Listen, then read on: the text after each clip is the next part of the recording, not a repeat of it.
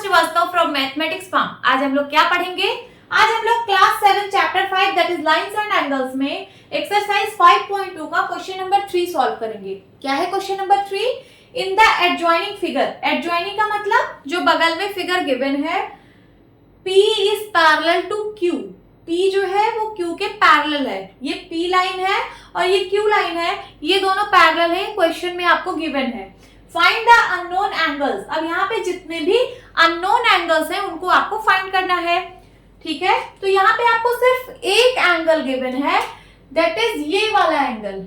ये वाला एंगल आपको पता है कि ये 125 डिग्री है।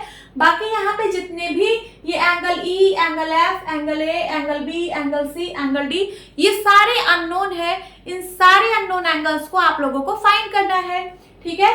तो चलिए फाइंड करते हैं। यहां से स्टार्ट करेंगे।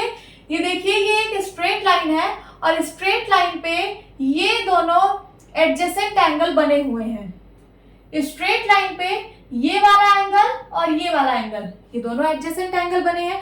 तो जब स्ट्रेट लाइन पे दो एंगल एडजेसेंट बने होते हैं तो उनको हम लोग क्या बोलते हैं? उनको हम लोग लीनियर पेयर बोलते हैं, ठीक है। तो यहां से मैं लिख सकती हूँ 125 degree plus F is equals to 180 degree. Linear pair का मतलब 180 डिग्री, ठीक है। स्ट्रेट लाइन पे बने एंगल 180 डिग्री के होते हैं, तो इन दोनों का सम 180 डिग्री होगा। तो यहां से हमें F की वैल्यू पता चल जाएगी। F इज इक्वल टू क्या हो जाएगा? 180 डिग्री, और ये 125 इधर प्लस में है, इस साइड आएगा माइनस में हो जाएगा। सब्ट्रैक्ट करिए, F की वैल्यू आ जाएगी। 180 माइनस 125, 10 में से 5 गया 5, यहाँ बचा 7, 7 में से 2 गया 5, सो 55 डिग्री। एंगल F की वैल्यू कितनी आ गई? 55 डिग्री। अब हमें F की वैल्यू पता चल गई तो E की वैल्यू भी हम लोग निकाल सकते हैं। कैसे? ये दोनों एंगल वर्टिकली अपोजिट एंगल्स हैं। वर्टिकली अपोजिट एंगल्स हैं कि नहीं? ये देखिए, दो लाइन एक दूसरे को इंटरसेक्ट कर रही है इस पॉइंट पे, तो ये वाला एंगल और ये वाला एंगल, ये वर्टिकली अपोजिट एंगल होता है और वर्टिकली अपोजिट एंगल इक्वल होते हैं। So angle F is equal to angle E के होगा। तो यहाँ पे लिखिए F is equal to E is equal to कितना? 55 डिग्री। या फिर पहले आप E लिखिए, E is equal to F is equal to 55 degree. So E is equal to 55 degree.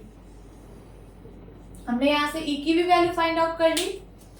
Then उसके बाद यहां पे मैं लिख देती हूं 55 डिग्री,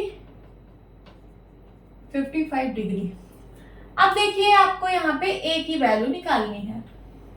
ये यहाँ पे F है, यहाँ पे A है। तो क्या मैं एंगल F और एंगल A को इक्वल बोल सकती हूँ? बोल सकती हूँ। किस प्रॉपर्टी से बोल सकती हूँ? तो देखिए, यहाँ पे P लाइन और Q लाइन ये पैरेलल है, ये आपको गिवन है क्वेश्चन में। दो पैरेलल लाइन को एक ट्रांसवर्सल कट कर रही है, कट कर रही है। तो ये वाला एंगल और ये वाला एंगल, ये दोनों इक्वल होंगे। क्यों? क्योंकि ये दोनों अल्टरनेट इंटीरियर एंगल्स हैं। तो मैं यहां पे लिख सकती हूं F is equal to A, या फिर A is equal to F। ये मैंने कैसे लिखा? तो मैंने लिखा यहां पे alternate interior angle property, alternate interior angle property, ठीक है। तो A की वैल्यू कितनी आ जाएगी? 55 के बराबर, है ना, क्योंकि एंगल F हमें पता है 55 डिग्री। हमें A की भी वैल्यू पता चल गई, कितनी? 55 डिग्री। अब A की वैल्यू पता है तो हम C की वैल्यू निकाल सकते हैं, क्योंकि यहाँ पे देखिए दो लाइन इंटरसेक्ट हो रही है इस पॉइंट पे, तो ये वाला एंगल और ये वाला एंगल वर्टिकली अपोजिट एंगल है और वर्टिकली अपोजिट एंगल इक्वल होते हैं।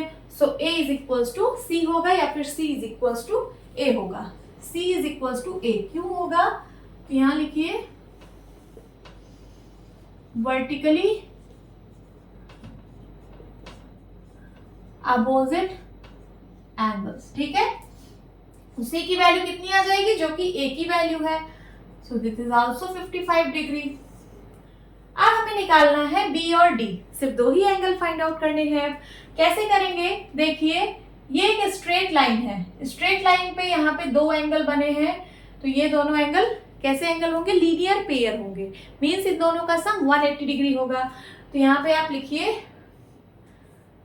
इधर मैं सॉल्व करती हूँ, a plus b is equal to 180 degree. क्या लिखेंगे रीजन, लीनियर पेयर, ठीक है। a की वैल्यू हमें पता है 55 डिग्री, b की वैल्यू नहीं पता है, is equal to 180 degree. b की वैल्यू हमें निकालना है, 55 को इस साइड भेजेंगे, तो यहाँ पे है 180 डिग्री, ये प्लस का 55 इधर आएगा तो माइनस का 55 डिग्री हो जाएगा। अब चलिए सब्ट्रैक्ट करते हैं 180 में से 55, 180 डिग्री में से 55 सब्ट्रैक्ट करेंगे तो 10 में से 5 गया 5 एंड देन यहाँ पे क्या बचा 7, 7 में से 5 गया 2 एंड 1, 125 डिग्री आ गया। b की वैल्यू आ गई 125 डिग्री। सो d पता चल गया, तो अब d भी हम निकाल सकते हैं। कैसे, यहाँ पे देखिए दो लाइन एक दूसरे को इंटरसेक्ट कर रही है इस पॉइंट पे, तो ये एंगल b और एंगल d, ये वर्टिकली अपोजिट एंगल है, ये दोनों इक्वल होंगे, तो जो b की वैल्यू है वही d की भी वैल्यू होगी। तो यहाँ पे लिखिए d is equals to b, reason क्या लिखेंगे, vertically opposite angles, vertically opposite angles.